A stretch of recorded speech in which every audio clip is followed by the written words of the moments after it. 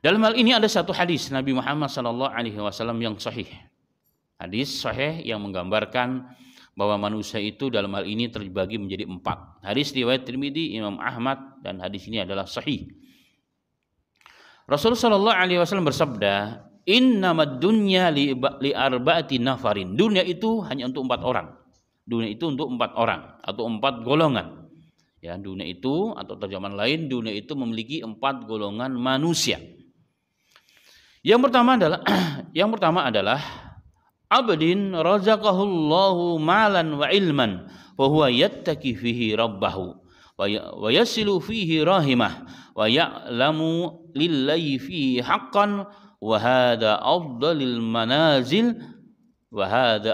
manazil. Seorang hamba yang diberikan oleh Allah Subhanahu wa taala harta, kedudukan, tahta, dan juga agama, ilmu agama. Ini agama, kita terjemahkan bebas. Maka dengan hal tersebut dia bertakwa kepada Allah Ta'ala, kepada Tuhannya. Dengan hartanya dia menjalin hubungan yang baik dengan siapapun, menyambung silaturahmi, membantu orang dan seterusnya. Dia tahu bahwa Allah punya hak, kanan kirinya pun punya hak. Rasulullah SAW mengatakan ini adalah orang yang mempunyai kedudukan yang paling tinggi di sisi Allah Subhanahu wa taala. Artinya surganya pun tinggi di sisi Allah Subhanahu wa taala, dan beliau wafat dalam kondisi seperti itu. Yang kedua adalah seorang hamba razaqahullahu ilman wa lam yarzuqhu malan. Ada seorang hamba yang diberikan oleh Allah diberikan oleh Allah Subhanahu wa taala agama, ilmu agama dan seterusnya. Tetapi tidak diberikan sebagaimana yang pertama, tidak diberikan harta dan tahta dan jabatan. Dan dia menguatkan niatnya dalam hatinya. Dia telah berusaha, berikhtiar. Law anna li malan la amiltu bi amalin fulanin fahuwa bi niyyatihi fa ajruhuma sawa. Dia dengan ilmu agama yang dia pahami, yang dia amalkan, dia berniat kuat dalam hati dan dia telah melakukan ikhtiar. Ya Allah, seandainya kau berikan aku juga harta dan kedudukan sebagaimana yang pertama tadi, saya pun akan melakukan hal yang sama ya Rabbal Alamin. Maka kata Rasulullah, fa ajruhuma sawa, maka pahala keduanya dan kedudukannya di akhirat sama. Yang ketiga adalah seorang hamba razaqahullahu malan wa lam yarzuqhu ilman. Ada orang yang tidak diberikan harta dan tahta dan jabatan, tidak juga diberikan agama. Wa huwa yahbitu fi malihi bi ghairi ilmin wa la yattaqi fihi rabbahu wa la yasilu fi rahimah wa la ya'lamu lillahi fihi haqqa. Dengan ketidakpunyaan harta dan jabatan dan kedudukan serta ilmu agama, dia melakukan apa saja keburukan.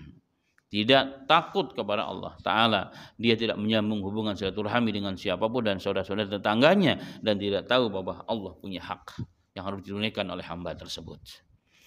Dan Rasulullah mengatakan wahada bi akhbathil manazil, inilah seburuk-buruk manusia.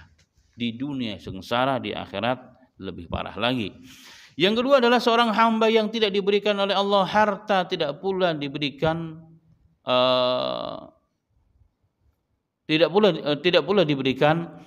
ilmu agama. Yang pertama tadi diberikan ilmu agama, tidak diberikan ilmu agama tapi diberikan dunia dan kedudukan. Yang kedua atau yang keempat berarti hamba Allah yang tidak diberikan agama, tidak pula diberikan harta dan tahta dan jabatan di dunia, tapi dia berniat, ya Rabb, kalau seandainya kau berikan aku seperti mana orang yang ketiga, saya pun akan melakukan hal yang sama. Apa kata Nabi Muhammad SAW? Fa wizruhuma sawa, maka dosanya dan kedudukannya di sisi Allah, yakni di nerakanya Allah, sama.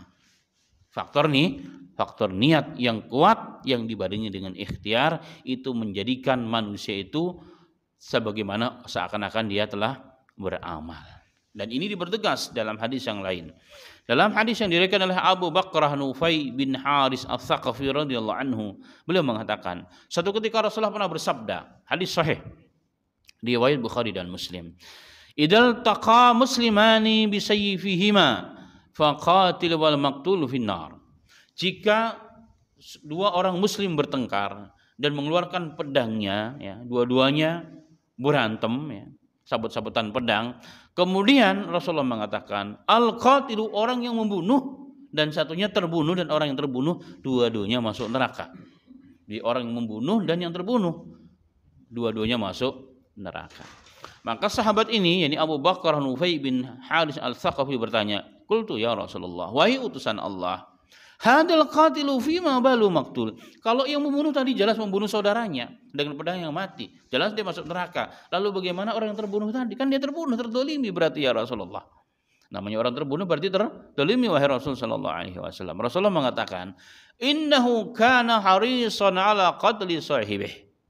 Memang dia terbunuh lahiriahnya, tapi sebelumnya kan dia berantem, dia pun keinginan yang sama, ingin membunuh saudaranya yang pertama tadi, tapi qadarullah didahului, dia dibunuh duluan oleh yang satunya, oleh saudaranya. Maka sebenarnya niatnya sama, tapi satunya terbunuh, satunya yang membunuh, dua-duanya masuk neraka. Kenapa jemaah sekalian?